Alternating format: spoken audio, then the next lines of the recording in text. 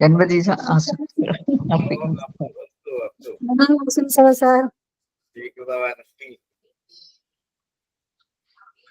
നമസ്കാരം സർ. നമസ്കാരം സർ. ജന്മദിനാശംസകൾ സർ. നമസ്തേ സാർ, ജന്മദിനാശംസകൾ.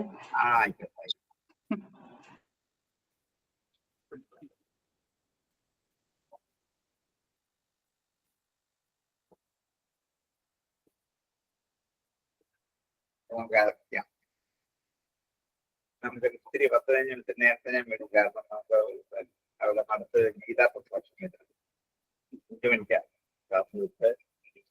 എല്ലാം സമയം വേണം. ഒത്തിരി നേരത്തെ നമ്മൾ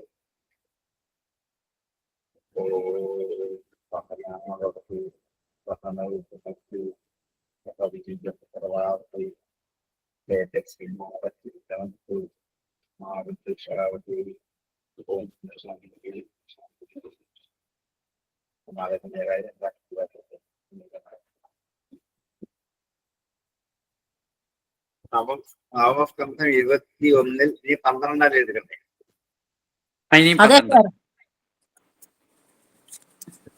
നവസ്കന്ധം അധ്യായം 21 ശ്ലോകം 12. നകാമയേഹം ഗതിമീശ്വരാത്പരാം അഷ്ടഭ്യുക്താമപുനർഭവം ആപ്തിം പ്രപത്യേഖിലദേഹഭാജാം അന്തസ്ഥിതോ യേന ഭവന്ത്യ ദുഃഖാഹം. രവിദേവന്റെ കഥയാണ് പറഞ്ഞുകൊണ്ടിരിക്കുന്നത്. അദ്ദേഹത്തിന് കിട്ടിയ ഭക്ഷണങ്ങളൊക്കെ വന്നവർക്ക് വേണ്ടി അപ്പം വിഭജിച്ചു കൊടുത്തു. അവസാനം വന്ന ഒരാൾക്ക് അവസാനം വെച്ചിരുന്ന വെള്ളമെങ്കിലും കുടിക്കാം. കുറേ നാളായി വെള്ളം കുടിച്ചിട്ട് അതിനുവേണ്ടി ആ നന്നെ ദാഹിക്കുന്നു എന്നുള്ള ദുഃഖാർത്ഥമായ ശബ്ദം കേട്ടപ്പോൾ കാരുണ്യം കൊണ്ട് ആ രവിദേവൻ അദ്ദേഹത്തിനോട് ഇങ്ങനെയുള്ള അമൃതമാനമായ വാക്കിനെ പറഞ്ഞു എന്നാണ്. വാക്യത പുൽക്കഫോ അഭ്യഗാത് അപോ ദേഹി അശുഭുഷ്യമേ എന്നിങ്ങനെ ആവശ്യപ്പെട്ടു. അപ്പൊ രവിദേവൻ അയാളോട് പറഞ്ഞ വാചകമാണ് ന കാമയേഹം, ഞാൻ ആഗ്രഹിക്കുന്നില്ല, ഗതി ഈശ്വരാത്, ഈശ്വരനിൽ നിന്നും പരാംഗതി, പരമമായ ഗതിയെ, ഗതിം അഷ്ടർത്ഥിയുക്താം, അഷ്ടതൃപ്തിയുക്ത, അഷ്ട ഐശ്വര്യത്തോടു കൂടിയ, അഷ്ടർത്ഥിയുക്താം, അഷ്ടൈശ്വര്യത്തോടു കൂടിയ പരമമായ ഗതിയും ഞാൻ കാമിക്കുന്നില്ല. എനിക്ക് കാമനകൾ ഒന്നുമേയില്ല. അണിമാദികളായ അഷ്ടൈശ്വര്യത്തോടുകൂടി ഉത്കൃഷ്ടമായൊരു പദവി ജീവിതത്തിൽ വേണമെന്ന് ഞാൻ ആഗ്രഹിക്കുന്നില്ല. ന കാമയേഹം ഗതിമീശ്വരാത് പരാം അഷ്ടയുക്താം അപുനർഭവം വാ, ഇനിയും ജനിക്കാതിരിക്കുന്ന അവസ്ഥ, മോക്ഷം, അതും ഞാൻ ആഗ്രഹിക്കുന്നില്ല. അപുനർഭവം വാ, പുനർഭവം ഇല്ലാത്തത്, ഇനിയും സംസാരം കാണാനിടയാവാത്ത മോക്ഷാവസ്ഥയും ഞാൻ ആഗ്രഹിക്കുന്നില്ല. ഇത് രണ്ടും എനിക്ക് ആഗ്രഹമില്ല. ഈശ്വരനിൽ നിന്നും ഇത് രണ്ടും വേണമെന്ന് ഞാൻ പ്രാർത്ഥിക്കുന്നേയില്ല. പിന്നെ എന്താണ് തന്റെ ആഗ്രഹം എന്നാണെങ്കിൽ ആർത്തിം പ്രവൃത്തിയേഖിലദേഹഭാജം, ശരീരം സ്വീകരിച്ച മനുഷ്യരുടെ ദുഃഖം കാണുമ്പോഴാണ് എനിക്ക് ഏറ്റവും വലിയ സന്തോഷം. ആ ദുഃഖത്തെ പരിഹരിച്ചു കൊടുക്കണം എന്ന് മാത്രമേ എനിക്ക് പ്രാർത്ഥനയുള്ളൂ. അന്തസ്ഥിതോ ഏന ഭവന്ത്യ ദുഃഖാഹ, യാതൊന്നുകൊണ്ടാണോ അവർ ദുഃഖമില്ലാത്തവരായി തീരുന്നത്, ആ നില എനിക്ക് നൽകണമെന്ന് മാത്രമേ ഞാൻ അപേക്ഷിക്കുന്നു. ലോകത്തിൽ ആർക്കും ദുഃഖിക്കാൻ ഇടയുണ്ടാവരുത്, ഇതാണ് എൻ്റെ പ്രാർത്ഥന. ഒരു വ്യത്യസ്തമായ പ്രാർത്ഥനയാണ് രവിദേവൻ. നമ്മളൊക്കെ മോക്ഷം വേണം, ഭക്തി വേണം, ഗതി വേണം, ഇങ്ങനെ അല്ലെങ്കിൽ ഭൗതികമായ എന്തെങ്കിലും ആഗ്രഹങ്ങളൊക്കെയാണ്. രവിദേവൻ ഇതൊന്നും അല്ല ആഗ്രഹം. സകല ശരീരങ്ങളുടെയും ഉള്ളിൽ അങ്ങ് വസിച്ചിട്ട് അവരുടെ ദുഃഖത്തെ അങ്ങ് തന്നെ അനുഭവിപ്പിച്ചിട്ട് അവരിൽ നിന്നും ആ ദുഃഖത്തെ മാറ്റിക്കളയണം. അങ്ങനെ ഞാൻ അവരുടെ ദുഃഖം അനുഭവിക്കുന്നതുകൊണ്ട് അവർ ദുഃഖമില്ലാത്തവരായി തീരണം. ഈ നിലയാണ് എനിക്ക് വേണ്ടത്. അതുകൊണ്ടാണ് ദാഹിക്കുന്ന ഒരാൾക്ക് വെള്ളം കൊടുത്തിട്ട് അവരുടെ സുഖം കണ്ടിട്ട് ഞാൻ എൻ്റെ ഉള്ളിൽ എൻ്റെ ചെറിയ ദുഃഖത്തെ അടക്കി സുഖമായി ജീവിക്കാൻ ആഗ്രഹിക്കുക. ഇതാണ് എനിക്ക് വേണ്ടത്. ന കാമയേഹം ഗതിമീശ്വരാത്പരാം അഷ്ടാർത്ഥിയുക്താമ പുനർഭവം വാ ആർത്തിം പ്രപദ്യേ കില ദേഹഭാജാം അന്തസ്ഥിതോ യേന ഭവന്ത്യ ദുഃഖാഃ. ന കാമയേഹം ഗതിമീശ്വരാത്പരാം അഷ്ടാർത്ഥിയുക്താമ പുനർഭവം വാ ആർത്തിം പ്രപദ്യേ കില ദേഹഭാജാം അന്തസ്ഥിതോ യേന ഭവന്ത്യ ദുഃഖാഃ. ക്ഷുത്രശ്രമോ ഗാത്ര പരിശ്രമശ്ച ദൈന്യം ക്ലമശോക വിഷാദമോഹ സർവേ നിവർത്താ കൃപണസ്യ ജന്തോ വിഷയോ ജീവജലാത്മനാന്നേ. ക്ഷുത്രശ്രമോ ദാഹം, വിശപ്പ്, ഇതുകൊണ്ടുള്ള ശ്രമം. ഗാത്രപരിശ്രമശ്ച ശരീരത്തിന്റെ പരിശ്രമവും. ദൈന്യം ക്ലമ ദീനഭാവവും. ക്ലമം എന്താ തളർച്ചയും. ശോക വിഷാദ മോഹാഹ ശോകം, വിഷാദം, മോഹം എന്നിവയും. ക്ഷുത്ര ശ്രമം, ഗാത്രപരിശ്രമം, ദൈന്യം, ക്ലമം, ശോക, വിഷാദ, മോഹങ്ങൾ സർവേ നിവൃത്താഹ ഇതെല്ലാം നിവൃത്തങ്ങളായി ഭവിക്കും. കൃപണസ്യ ജന്തോ കാരുണ്യമുള്ള ജന്തുവിനെ, ജിജീവിഷോഹു ജീവിക്കാൻ ആഗ്രഹിക്കുന്നവന്, ജീവജല അർപ്പണാത് മേ അവന് ജീവജലം അർപ്പിക്കുന്നത് കൊണ്ട്. ദാഹിച്ച് വിഷമിച്ച് ക്ഷീണിച്ചിരിക്കുന്ന ഒരാൾക്ക് ദാഹജലം കൊടുത്താൽ എൻ്റെ ദാഹം തീരും, എൻ്റെ വിശപ്പ് തീരും, എൻ്റെ ക്ഷീണം തീരും, എൻ്റെ ഗാത്ര പരിശ്രമം ഉണ്ടാകും, ദൈന്യത മാറും, ക്രമം മാറും, ശോകം മാറും, വിഷാദം മാറും, മോഹവും മാറും. ഇതെല്ലാം സർവേ നിവൃത്താഹ ഇതൊക്കെ പിന്തിരിയും. ഇതൊന്നും എന്നെ ബാധിക്കില്ല. ദാഹിക്കുന്ന ഒരാൾക്കും ഞാൻ വെള്ളം കൊടുക്കാൻ സാധിച്ചാൽ. അപ്പൊ അന്യന്റെ ദുഃഖത്തെ സ്വന്തം ദുഃഖത്തെക്കാൾ ഉപരി കണ്ടിട്ട് അതിനെ എങ്ങനെയെങ്കിലും പരിഹരിക്കാൻ ആഗ്രഹിച്ചു കൊണ്ടുപോകുന്ന ഒരാൾക്ക് സ്വകീയമായ ഒരു ദുഃഖവും ബാധിക്കില്ല.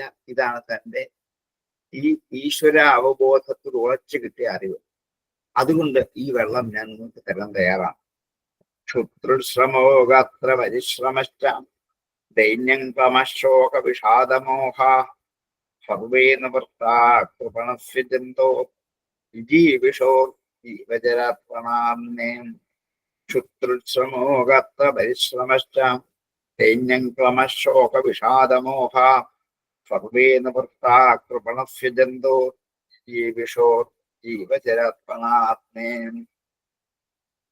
ഇതി പ്രഭാഷ്യപാനീയം പ്രിയമാണപ്യപാഭയാം ഉൽക്കഫായാദാത്വീരോ നിവർഗ്യകരുണോ.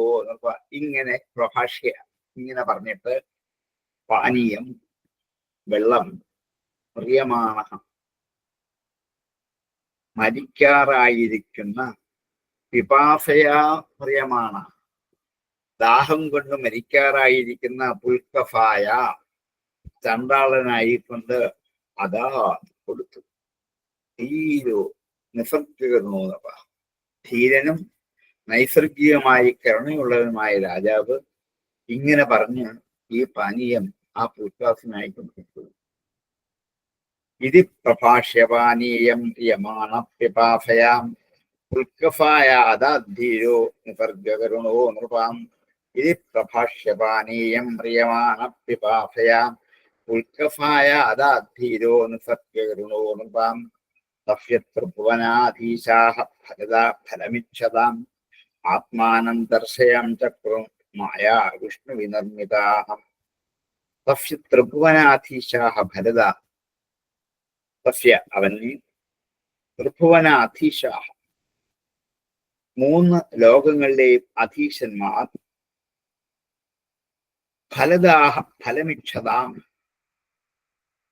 ഫലം ആഗ്രഹിക്കുന്നവർക്ക് ഫലം ദാനം ചെയ്യുന്നവരുമായി ത്രിഭുവനാധീശ്വരന്മാർ ആത്മാനം ദർശയം ചക്രോ തങ്ങളെ തന്നെ കാണിച്ചു കൊടുത്തു. മായ വിഷ്ണുവിൽ നിർമ്മിത, വിഷ്ണുവിനാൽ ഉണ്ടാക്കപ്പെട്ട മായയെ അവർക്ക് കാണിച്ചു കൊടുത്തു എന്നർത്ഥം.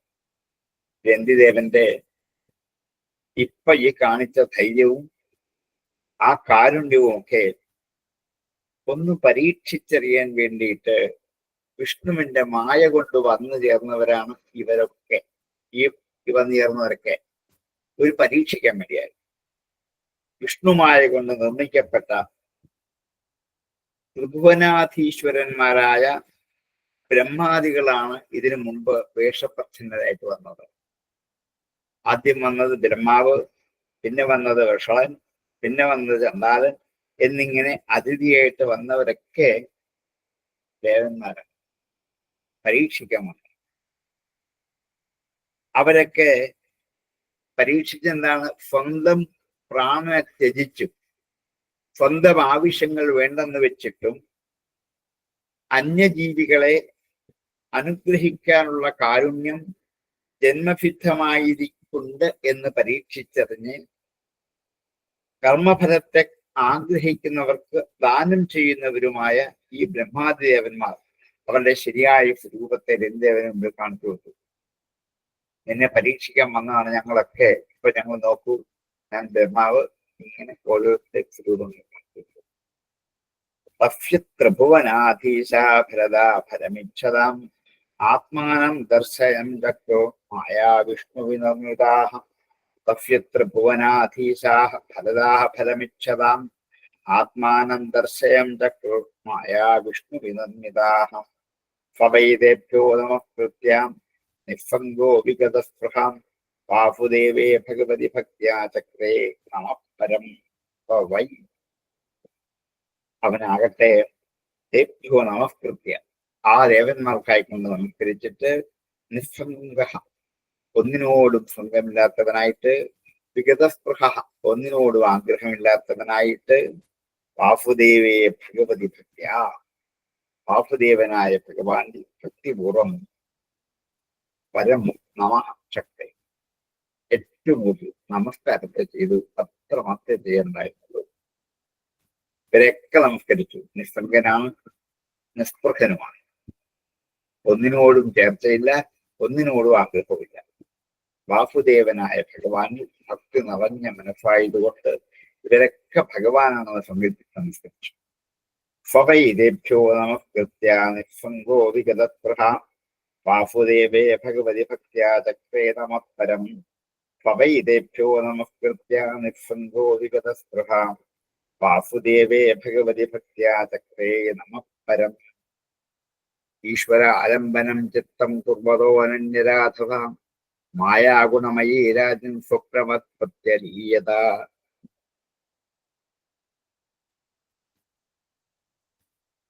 ഈശ്വരാലംബനം ചിത്തം കുർവതഃ, ചിത്തം ഈശ്വരാലംബനമായി ചിത്തത്തെ ഈശ്വരനെ ആശ്രയിക്കുന്നതായിട്ട് ചെയ്യുന്നവന്റെ അനന്യരാധവ മറ്റൊരു ഫലവും ആഗ്രഹിക്കാത്തത്. രാധവ ഫലം, അനന്യരാധവ അന്യഫലങ്ങളൊന്നും ആഗ്രഹിക്കാത്തവനും ആയ ഒരാൾ മായാ ഗുണമയി, ഹേ രാജൻ, ഗുണമയിയായ ത്രിഗുണാത്മകമായ മായ സ്വപ്നവത് പ്രത്യരീയത, സ്വപ്നം പോലെ ലയിച്ചു. മായ സ്വപ്നം പോലെയാണ്. നമ്മൾ സ്വപ്നം കണ്ട് ഉണരുന്ന പോലെ മായ നമ്മളെ ബാധിക്കില്ല. സ്വപ്നത്തിൽ നമ്മളെ വിഷയങ്ങൾ ബാധിക്കുന്നത് പോലെ മാത്രമേ ഉള്ളൂ. മായ അങ്ങനെ ഉണ്ടാവുള്ളൂ. ഇതാണ് ശരിയായ മായയുടെ തത്വം എന്ന് അദ്ദേഹം തിരിച്ചറിഞ്ഞിട്ട് പറഞ്ഞു. അവിടെ ത്രിഗുണാത്മികയായ മായ, മായാകാര്യമായ ഈ സംസാരം, മായയാണ് ഈ സംസാരത്തിന് കാരണമായത്. അത് സ്വപ്ന പദാർത്ഥം പോലെ തൻ്റെ ആത്മാവിൽ ലയിക്കുകയുള്ളൂ. മറ്റൊന്നും പരമാർത്ഥമല്ലെന്നുള്ള ബോധം ഉണ്ടായതുകൊണ്ട് ഉണർന്നവൻ സ്ഥിരപദാർത്ഥങ്ങളെ പോലെ ഞാൻ ഭൗതികമായ സമസ്ത വസ്തുക്കളെയും മിഥ്യാവസ്തുക്കളായിട്ട് അറിഞ്ഞ് ജീവൻമുക്തനായിട്ട് ഭവിച്ചു. ആരെന്നില്ലേ ഈശ്വരാലംബനം ചിത്തം കുർവതോ അനന്യരാധവ മായാഗുണമയീ രാജൻ സ്വപ്നവത്പത്യലീയതാം ഈശ്വരാലംബനം ചിത്തം കുർവതോ അനന്യരാധവ മായാഗുണമയീ രാജൻ സ്വപ്നവത്പത്യലീയതാം തത്പ്രസംഗാനുഭാവേന രന്തി ദേവാനുവർത്തിനഃ അഭവൻ യോഗിനഃ സർവേ നാരായണപരായണാഃ തത്പ്രസംഗാനുഭാവേന അവനോടുള്ള പ്രസംഗം കൊണ്ട് ചേർച്ച കൊണ്ട് പ്രകർഷണമുള്ള സംഘമാണ് പ്രസംഗം. ആ ചേർച്ച കൊണ്ട് അവനോടുള്ള മാഹാത്മ്യത്താൽ അനുഭാവം മഹാത്മ്യം. തത്പ്രസംഗാനുഭാവേന അവനോട് ചേർന്നത് കൊണ്ട് കിട്ടിയ മാഹാത്മ്യം കൊണ്ട് രന്തിദേവ അനുവർത്തിന രന്തിദേവനെ അനുവർത്തിച്ചു കഴിഞ്ഞ എല്ലാ ആൾക്കാരും യോഗിന സർവേ സമസ്ത യോഗികളും നാരായണ പരാഹ അഭവൻ ഒക്കെ വിഷ്ണു ഭക്തന്മാരായിട്ട് ഭവിച്ചു. രന്തിദേവന് മോക്ഷം ലഭിച്ചതോടെ കൂടെ ഉണ്ടായിരുന്ന സമസ്ത യോഗികളും വിഷ്ണുപാദങ്ങളിലേക്ക് പോകാൻ പാകപ്പെട്ടവരായി തോന്നി. ഇതാണ് സത്സംഗത്തിന്റെ ഗുണം. തത്പ്രസംഗാനുഭാവേന രന്തിദേവാനുവർത്തിനാം അഭവൻ യോഗിന സർവേ നാരായണപരായണാഃ തത്പ്രസംഗാനുഭാവേന രന്തിദേവാനുവർത്തിനാം അഭവൻ യോഗിന സർവേ നാരായണപരായണാഃ.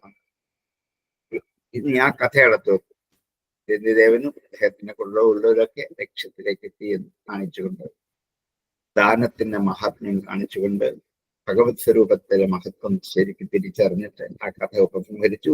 ഇനിയും അവിടെ മുതലുള്ള സന്താന പരമ്പരകളെ കുറിച്ച് ഓരോ വാക്ക് പറഞ്ഞു കൊടുക്കുന്നു മാത്രമേ ഉള്ളൂ. ഗർഗാദ്ശിനിസ്തോഗാദ്യക്ഷത്താദ് ബ്രഹ്മഹ്യവർത്തതാം ദുരിതക്ഷയോ മഹാവീര്യാത്തഫ്യത്രിയാരുണി കവി പുഷ്കരാരുണി അന്യത്ര ഏ ബ്രാഹ്മണഗതിം ഗതാഃ ബൃഹൽക്ഷത്രഫ്യപുത്രോ ഭൂത് ഹസ്തി യദ്ഹസ്തിനാപുരം. നേരത്തെ നോക്കണമെന്നില്ല. മന്യുപുത്രനായ നരന്റെ വംശത്തെ കുറിച്ചാണ് ഇതുവരെ പറഞ്ഞത്. ഇനി അടുത്ത ആളായ ഗർഗന്റെ വംശത്തെ കുറിച്ച് പറയാൻ പോവാണ്. ഗർഗാത് ശിനി, ഗർഗത്തിൽ നിന്നും ശിനി എന്ന പുത്രൻ, അവനിൽ നിന്ന് തതു ഗാർഗ്യൻ എന്ന പുത്രനുണ്ടായി. ക്ഷത്താത് ബ്രഹ്മ ഹ്യവർത്തത, ഇങ്ങനെ ക്ഷത്രിയ ജാതിയിൽ ബ്രാഹ്മണ ജന്മങ്ങൾ ഉണ്ടായി. ക്ഷത്രാത് ബ്രഹ്മ ഹ്യവർത്തത ദുരിതക്ഷയോ മഹാവീര്യാത്, മഹാവീരനായ അവനിൽ നിന്ന് ദുരിതക്ഷയങ്ങൾ തയ്യാരുണി കവി. ഇനി മഹാവീരന്റെ വംശത്തെക്കുറിച്ച് പറയാണ്.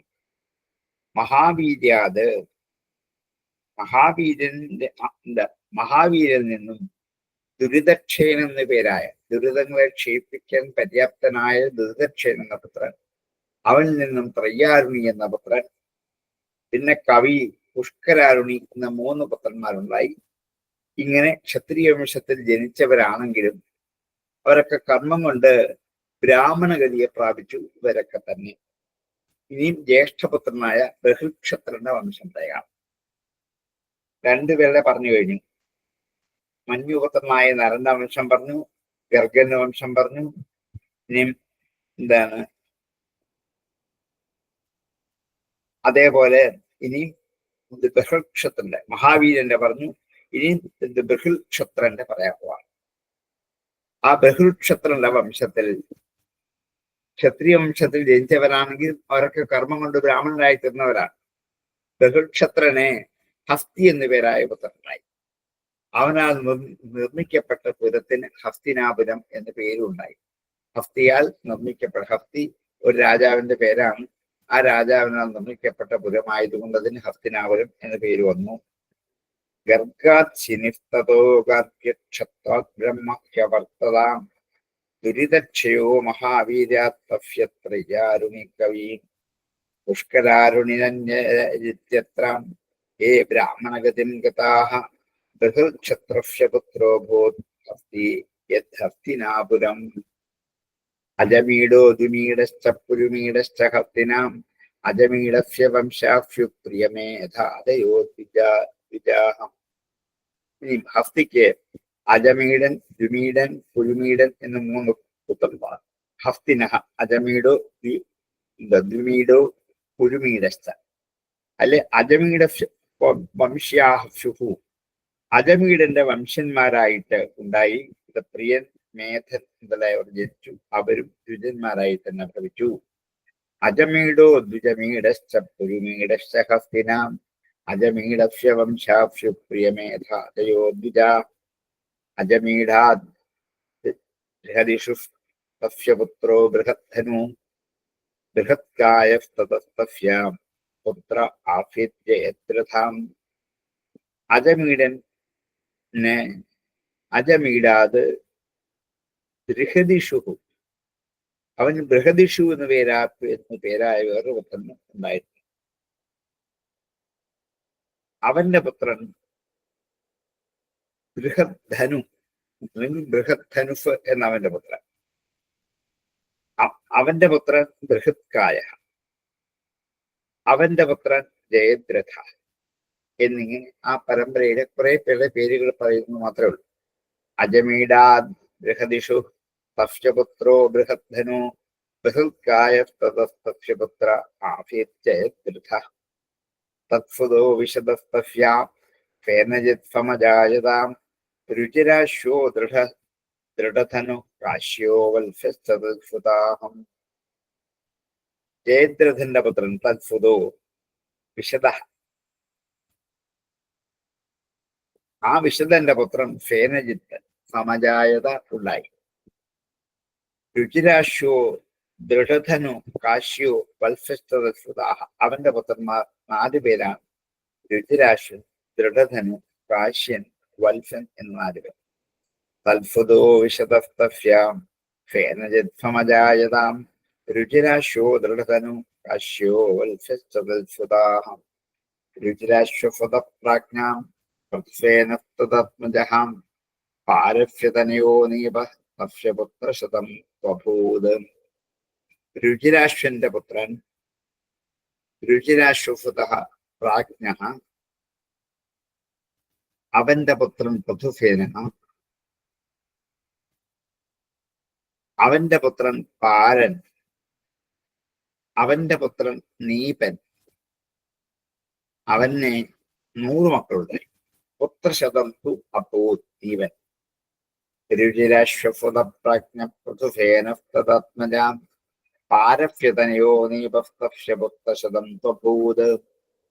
ഫകുപ്യാം ശുകകന്യായാം ബ്രഹ്മദത്തമജീജനത് ഫയോഗീ ഗവിഭാര്യായാം വിശ്വക്സേനമഥാത്സുതം. ഫഹ അവനെ, ആ നീപനെ, ശുകകന്യായാം ശുകന്റെ പുത്രിയായ പൃഥ്വീ, ശുകകന്യായാം ബ്രഹ്മദത്തം അജീജന, ശുകന്റെ പുത്രിയായ പൃഥ്വി, പൃഥ്വി എന്നു പേരായ ഭാര്യയിൽ ബ്രഹ്മദത്തൻ എന്നു പേരായ പുത്രനെ ജനിപ്പിച്ചു. യോഗി ഗവി ഭാര്യയായ, യോഗിയായ ബ്രഹ്മദത്തൻ ഭാര്യയായ ഗോവിൽ വിശ്വക്സ എന്നു പേരായ പുത്രനെ ജനിപ്പിച്ചു. ഗവി ഭാര്യയായ വിശ്വക്സേന മഥാത്സുതം. ഇവിടെ പറഞ്ഞിരിക്കുന്ന ശുകൻ ഭാഗവതത്തെ ശുകനല്ല, വേറൊരു ശുകന്റെ പേരാണ്. ഫകൃത്യാം ശുകകന്യായാം, രാജാവിന്റെ പേരാണിത്. ബ്രഹ്മദത്തമജീജനൻ ഫയോഗി ഗവി ഭാര്യായാം വിശ്വക്സേന മഥാത്സുതം. ജൈഗീഷവ്യോപദേശേന യോഗതന്ത്രം ചകാരഃ ഉദക്ഫനസ്തതസ്തസ്മാത് ഭല്ലാദോ വാർക്കദീഷവാഹം. യോഗിയായ ബ്രഹ്മദത്തൻ, ബ്രഹ്മദത്തം അജീജൻ എന്നാ പറഞ്ഞത്, യോഗിയാണ് എന്നൊക്കെ പറഞ്ഞിരുന്നു. യോഗിയായ ബ്രഹ്മദത്തൻ ജൈഗീഷവ്യൻ എന്ന ഒരു ഋഷിയുടെ ഉപദേശം കൊണ്ട് യോഗശാസ്ത്രം ഉണ്ടാക്കിയെടുത്തു. ജൈഗീഷവ്യ, ജൈഗീഷവ്യ ഉപദേശേന യോഗതന്ത്രം ചകാരച. യോഗശാസ്ത്രം ഒരു തന്ത്രമായി തന്നെ ചെയ്തു അദ്ദേഹം.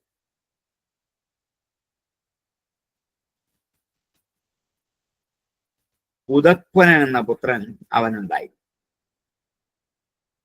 ഉദക്വനഃ തതഃ തസ്മാത് ഭല്ലാദോ ബാർഹതീഷവാഹ. അവനിൽ നിന്നും ഭല്ലാദനുണ്ടായി. ഇവരെല്ലാവരും ബൃഹദിഷുവിന്റെ വംശത്തിൽ ജനിച്ചവരുമാണ്. ജൈഗീഷവ്യോപദേശേന യോഗതന്ത്രം ചകാരഃ. ഉദക്ഫനഃ തതഃ തസ്മാത് ഭല്ലാദോ ബാർഹതീഷവാഹം. ജൈഗീഷവ്യോപദേശേന യോഗതന്ത്രം ചകാരഃ. ഉദക്ഫനഃ തതഃ തസ്മാത് ഭല്ലാദോ ബാർഹതീഷവാഹം. ഉദക്ഫനൻ എന്നാണ് പുത്രന്റെ പേര്. യവീനരോ ദ്വിമീഡഫ്യ ധൃതിമം തത്സുതസ്മൃതാം നാംനാഫത്യധൃതയഫ്യ ദൃഢനേമി സുപാർശ്വകൃതം. ഇനി ദ്വിമീഢന്റെ വംശത്തെ കുറിച്ച് പറയാൻ പോവാം. ദ്വിമീഢന്റെ പുത്രൻ യവീനരൻ. യവീനരോ ദ്വിമീഡഫ്യ ധൃതിമാൻ തത്സുത സ്മൃത. അവന്റെ പുത്രൻ ധൃതിമാനാണ്. നാംനാ ഫത്യധൃതയഫ്യ ദൃഢനേമി സുപാർശ്വകൃത്ത്. അവന്റെ പുത്രന് ഫത്യധൃതി എന്ന പേര്. അവനൊരു പുത്രൻ ഉണ്ടായി ദൃഢനേമി. അവന്റെ പുത്രൻ സുപാർശ്വ. യവീനരോ ദ്വിമീഢഫ്യ ധൃതിമം തത്സുതസ്മൃതാം നാംനാ ഫത്യധൃതയഫ്യ ദൃഢനേമി സുപാർശ്വകൃത്തം. സുപാർശ്വാത് സുമതിസ്തസ്യ പുത്ര പന്നതിമാം സ്തതാം കൃതഹിരണ്യനാഭാത് യോ യോഗം പ്രാപ്യ ജഗൗ സ്മഷക്ഷ്. സുപാർശ്വന്റെ പുത്രൻ സുപാർശ്വാത് സുമതി. സുമതി എന്ന പുത്രൻ. തസ്യ പുത്ര അവന്റെ പുത്രൻ ഫന്നതിമാൻ. ഫന്നതിമാൻ എന്ന പുത്രൻ. തതഃ കൃതി അവനിൽ നിന്നും കൃതിയുണ്ടായി. ഹിരണ്യനാഭാത് യോ യോഗം പ്രാപ്യ ജഗൗ സ്മഷക്ഷ്. അവൻ ഹിരണ്യനാഭയിൽ നിന്നും യോഗവിദ്യകൾ അഭ്യസിച്ചിട്ട് യോഗം പ്രാപ്യ ജഗൗ പാടി. ഷഡ്മ 6 സാമങ്ങളെ പാടി. സാമവേദത്തിലെ 6 മന്ത്രങ്ങൾ, പ്രസിദ്ധങ്ങളായ 6 മന്ത്രങ്ങളാണ്. ആ മന്ത്രങ്ങളെ അവൻ പാടി നടന്നു എന്നർത്ഥം. സുപാർശ്വാത് സുമതിസ്തസ്യ പുത്ര ഫന്നതിമസ്തതാം കൃതർഹിരണ്യനാഭാദ്യോ യോഗം പ്രാപ്യ ജഗൗ സ്മ ഷക്ഷ്. സുപാർശ്വാത് സുമതിസ്തസ്യ പുത്ര ഫന്നതിമസ്തതാം കൃതർഹിരണ്യനാഭാദ്യോ യോഗം പ്രാപ്യ ജഗൗ സ്മ ഷക്ഷ്. സംഹിതാഃ പ്രാച്യസാംനാം വൈ നീപോക്യുഗ്രായുധസ്തതാം തസ്യക്ഷേമ്യ സുവീരോധ സുവീരസ്യരിപുഞ്ജയാം. പ്രാച്യ സാംനാം വൈ സംഹിതാഃ. അവയ്ക്ക്, അദ്ദേഹം പാടി നടന്ന സംഹിതയ്ക്ക്, സാമസംഹിതയ്ക്ക് പ്രാച്യസാമങ്ങൾ എന്നൊരു പേരും ഉണ്ടായി. പ്രാച്യസാംനാം വൈ സംഹിതാഃ നീപോഹി ഉഗ്രായുധസ്തതഃ. അങ്ങനെ കൃതിയുടെ പുത്രൻ നീപൻ, അവന്റെ പുത്രൻ ഉഗ്രായുധൻ. ഉഗ്രായുധൻ ഒരു പുത്രന്റെ പേരാണ്. അവന്റെ പുത്രൻ ശിവീരൻ, അവന്റെ പുത്രൻ രിപുഞ്ജയൻ. സംഹിതാഃ പ്രാച്യസാംനാം വൈ നീപോഹ്യുഗ്രായുധസ്തതാം തസ്യക്ഷേമ്യ സുവീരോധ സുവീരസ്യ രിപുഞ്ജയാം.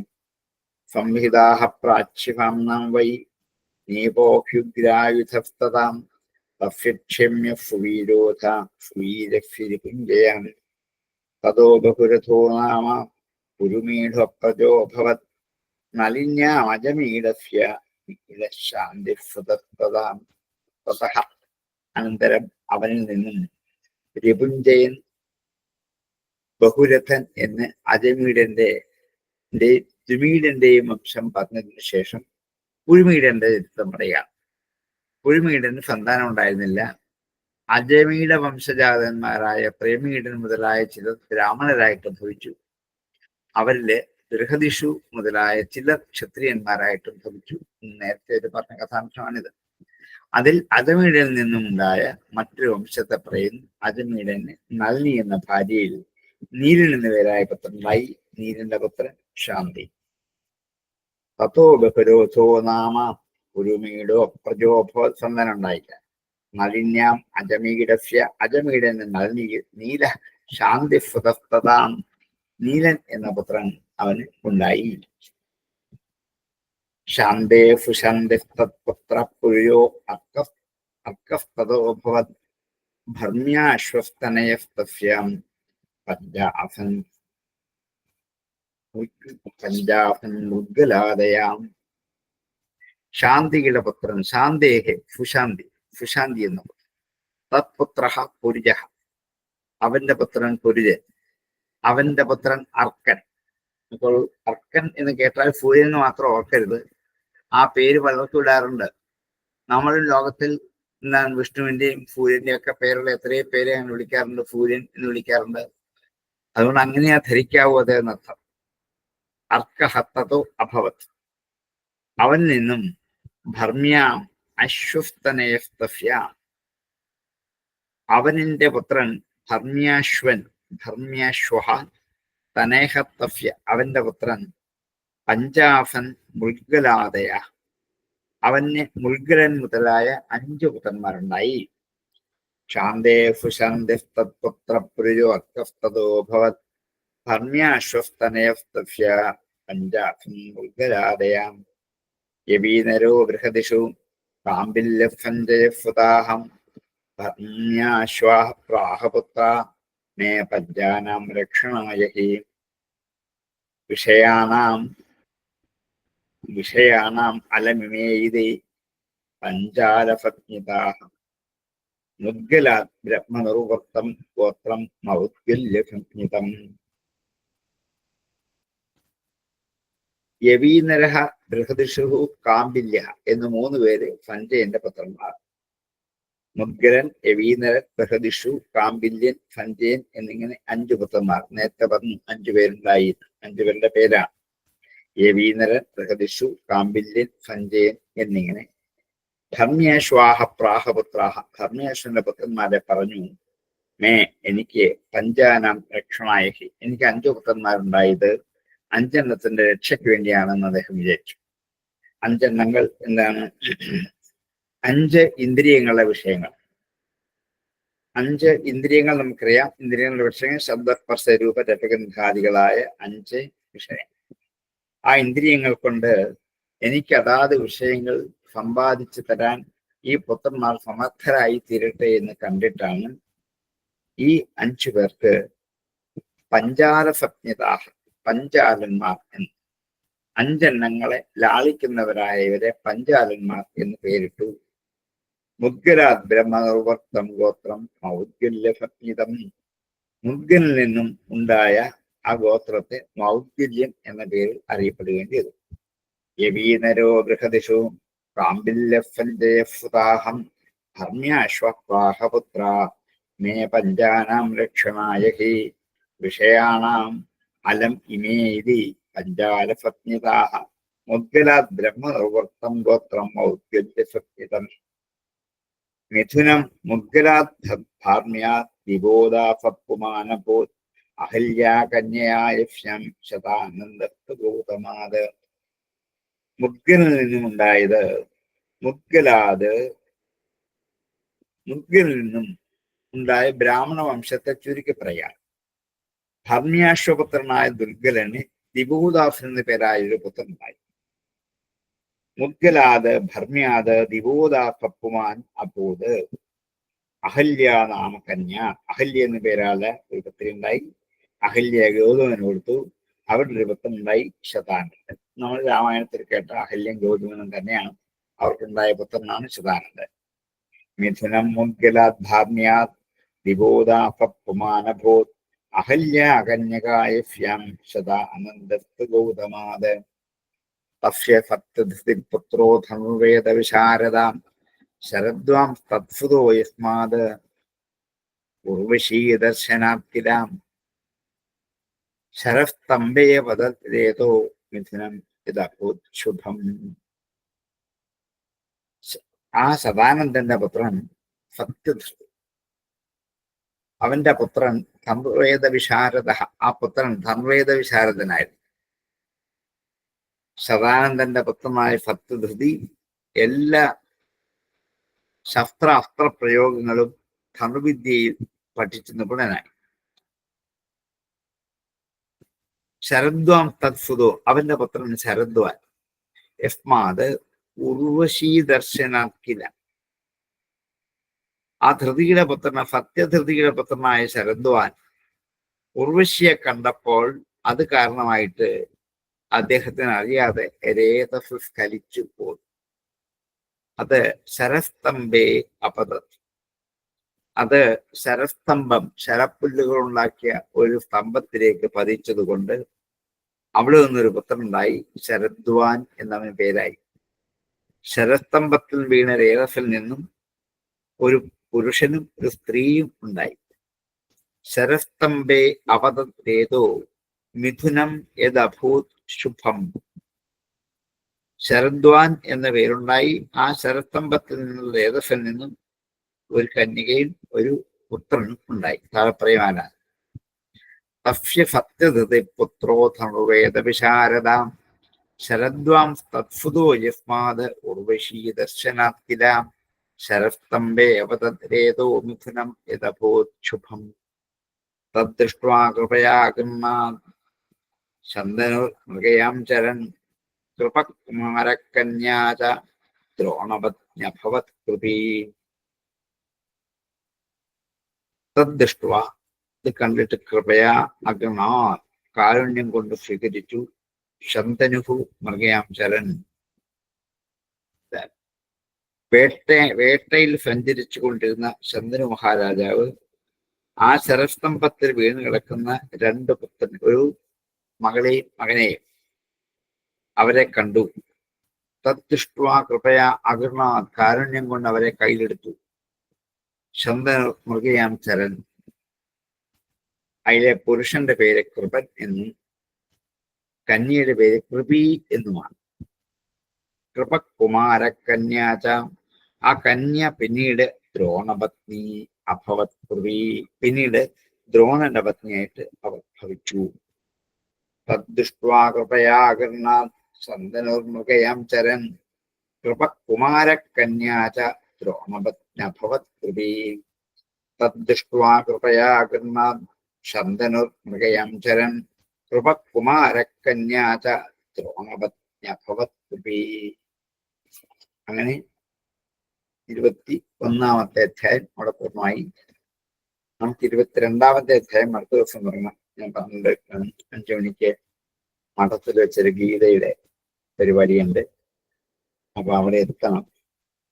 അപ്പം എനിക്കൊരു നല്ല കാലം വിടുന്ന് പോയാലേ പറ്റുള്ളൂ. അപ്പൊ ഇന്ന് നമുക്കവിടെ നിർത്താം. അടുത്ത അധ്യായം അടുത്ത ദിവസം നമുക്ക് ആരംഭിക്കാം. ആർക്കെങ്കിലും സംശയങ്ങൾ ചോദിക്കാം, ഇല്ലെങ്കിൽ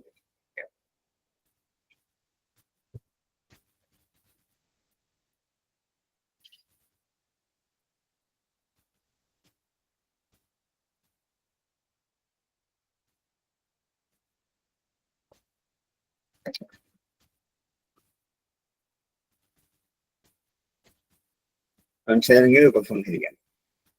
ഓം പൂർണ്ണമദ പൂർണ്ണമിദം പൂർണ്ണാത് പൂർണ്ണമുദച്യതേ പൂർണ്ണസ്യ പൂർണ്ണമാദായ പൂർണ്ണമേവാവശിഷ്യതേ. ഓം ശാന്തി ശാന്തി ശാന്തി. നമസ്കാരം.